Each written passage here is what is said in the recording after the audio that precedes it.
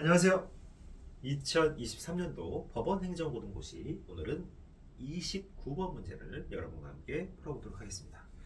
자, 29번 문제도 쭉 나와 있는데요. 여러 가지 문제들이 좀 섞여 있습니다. 막 짬뽕으로 섞여 있어요. 종합적인 그런 문제라고 봐야 되겠죠. 근데 뒤로 갈수록 이런 문제들이 좀 많이 나오고 역시 뒷부분부터 또 좀 어렵습니다. 앞이 어렵고 뒤가 어렵고 중간은 좀 평이한 이게 법원행정고등고시의 기본적인 특징이라고 저는 생각합니다. 문제를 풀다 보면. 그래서 여기도 이 문제도 뭐 제가 생각할 때는 그렇게 어려운 문제는 아니에요. 그렇게 어려운 문제는 아닌데 그래도 이 개수형 문제이기 때문에 몇 개냐 참 끔찍한 문제죠. 개수형 문제. 그렇기 때문에 상당히 난이도가 있다라고 생각합니다, 여러분들. 개수형 문제는 쉬운 게 아니에요. 전부 다 맞춰야 되잖아요, 사실상. 그렇죠? 뭐 찍어서 맞출 수도 있지만 기본적으로는 전부 다 맞춰야지만 풀 수 있기 때문에 상당히 어렵다고 볼 수 있는 문제입니다, 여러분들. 아시겠죠? 네, 그래서 오늘 문제 한번 풀어보도록 하겠습니다. 문제 풀어보기 전에 여러분들 그 요즘에 고시라고 해야 되나요? 그렇죠. 여러분들 공무원 시험 준비 또 고시 공부 고시가 요즘에 있는지 없는지 잘 모르겠지만 어쨌든 여러분들 시험 준비하는 과정에서 여러분들 아마 주변에 책방들이 참 많을 거예요. 그죠?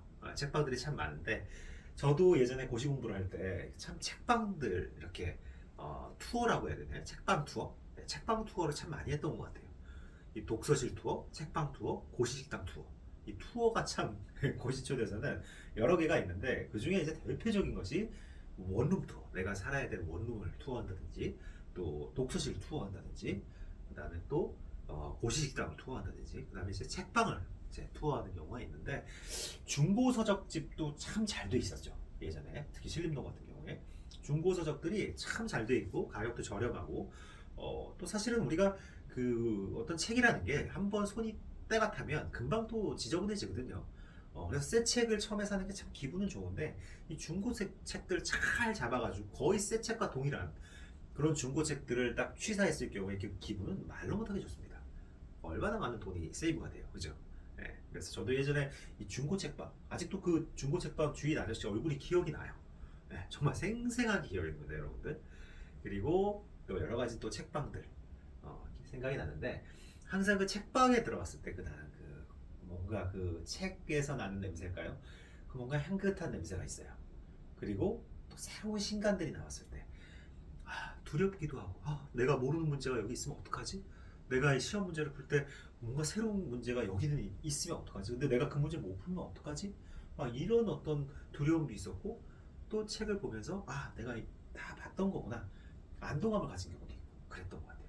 근데 늘 이 뭔가 책방에 딱 갔을 때 그 책을 내가 가지고 나왔을 때 뭔가 참 공부를 해야 된다는 압박감은 있지만 또 뭔가 설레임도 항상 있었던 것 같아요.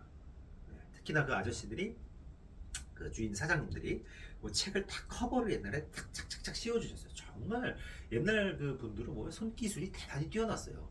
딱 그 책 커버를 그냥 비닐로 싹싹싹싹 감아가지고 거기다 자를 싹 꽂아가지고 주셨던 그런 기억이 나는데 나름 또 우리가 굉장히 설레이는 것 중에 하나가 바로 책 사는 거.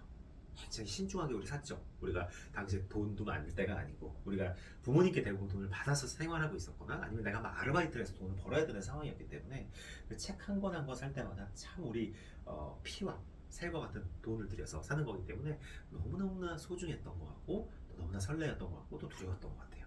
그렇죠? 오늘 문득 그런 생각이 납니다. 요즘에는 이런 전산이나 이런 것들이 많이 발전해서 아마 이런 전자로 많이 보시는 분들은 많을 것 같아요. 하지만 여러분 시험이라는 건 손맛이 있어야 돼요. 이 손맛과 눈맛. 딱 책을 이 손으로 넘겨가면서 눈으로 딱딱딱딱 자기가 밑줄 긋은 부분을 체크해 나가는 거. 이게 어떻게 보면 전통적인 합격 비법이 되겠죠. 그게 여전히 수반돼야 된다는 거는 저는 부인하지 못할 전제인 것 같아요, 여러분들. 여러분들도 이 뭐 전자적으로 보는 것도 중요하지만 여러분만의 책을 꼭 만드시고 그 책을 손을 여러분 손때를 붙이시고 또 여러분의 눈때를 붙이셔서 꼭 그 책을 통해서 합격하는 영광을 얻으셨으면 좋겠습니다. 아시겠죠? 자, 오늘 문제 한번 풀어보도록 하겠습니다. 자, 오늘 문제. 자, 자, 옳은 건 몇 개? 자, 형사 사건으로 외국 법원에 기소되었다가 무죄 판결을 받은 사람은 자, 결과론적으로는 무죄 판결을 받았어요. 설령 그가 무죄 판결을 받기까지 상당 기간 어디서? 여기 외국에서 미결 구금되었다 하더라도 이를 유죄 판결에 의하여 형이 실제로 집행된 것은 볼 수 없다는 거죠. 유죄 판결에 의하여 형이 실제로 집행된 것을 볼 수는 없으므로 외국에서 형의 전부 또는 일부가 집행된 사람, 여기서 이 집행이라는 의미는 실제 유죄 판결에 의해 집행된 사람이라고 한정 해석해야지 이렇게 미결구금 당한까지 여기 포함된다고 볼 수는 없다. 너무나 맞는 얘기입니다. 그 다음 니은 사형은 인간의 생명을 박탈하는 냉엄한 궁극의 형벌로서 사법제도가 상정할 수 있는 극히 예외적인 형벌이라는 점을 감안할 때 사형의 선고는 범행에 대한 책임의 정도와 형벌의 목적에 비추어 누구라도 그것이 자 이거 중요해요. 누구라도 얘를 사형시키는 것이 정당하다고 인정될 수 있는 특별한 사정이 있는 경우 이런 경우에만 허용돼야 된다. 따라서 형법 제51조가 규정한 사항을 중심으로 양형이 제권이 되는 모든 사항 또 중요한 거 형법 51조가 규정한 사항을 중심으로 양형의 조건이 되는 모든 사항을 철저히 심리해야 된다. 이거 중요하죠. 그러한 심리를 거쳐 사형의 선고가 정당화될 수 있는 사정이 있음이 밝혀진 경우에 한해서 비로소 사형 선고를 할 수 있다. 맞습니다. 아주 엄격하게 본다는 거예요. 디귿 포도주 원액이 부패해서 포도주 원료로서의 효용 가치는 상실되었으나 그 산도가 1.8도에서 6.2도에 이르고 있어 식초의 제조 등 다른 용도에 사용할 수 있는 경우에는 자 용도가 있는 거예요. 용도가 산도가 있기 때문에 용도가 여전히 있는 거예요. 이런 경우 어떻게 된다? 재물손괴죄가 될 수 있다는 거죠. 효용이 아직 살아있는 거잖아요. 효용을 깎아버리는 게 손괴죄인데 효용이 아직 살아있다는 거잖아요. 그죠?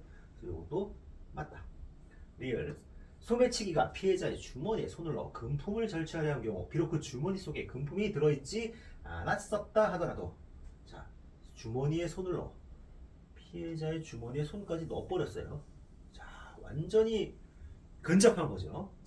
절도행위에 절취행위에 완벽하게 근접한 거예요.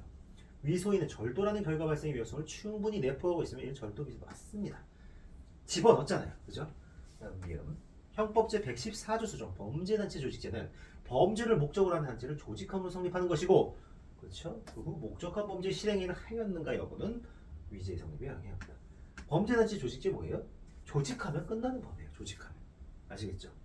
따라서 옳은 거 뭐예요? 하나, 둘, 셋, 넷, 5개. 이렇게 나와요. 전부 다 맞다. 이 법행 재밌는 게 뭐냐면 전부 맞고 전부 틀린 게 시험에 나와요. 꼭 많이 나와요. 지문이. 무조건 그런 답지가 하나씩 나옵니다. 그래서 이걸 보시면 여러분들이 나름 팁이 될 수 있어요. 법행에서는 꼭 그런 문제가 나왔습니다. 지금. 그래서 항상 모두 맞거나 모두 틀리거나 이런 답안이 꽤 많이 나왔어요. 어떻게 보면 좀 수험생들을 배려한 것일 수도 있어요. 동그라미 치다 보면 왠지 다 맞는 것 같잖아요. 그죠? 또 다 X표 치다 보면 다 틀린 것 같고 그런 걸 답으로 주면서 조금은 난이도 조정을 한 게 아닌가라는 생각이 들 정도로 법행은 그런 문제들이 꼭 출제가 됩니다. 여러분들 전부 틀리거나 전부 맞거나 이거 나름 또 객관식의 팁이라고 할 수 있을 것 같아요. 아시겠죠? 네, 오늘 여기까지 하겠습니다. 감사합니다.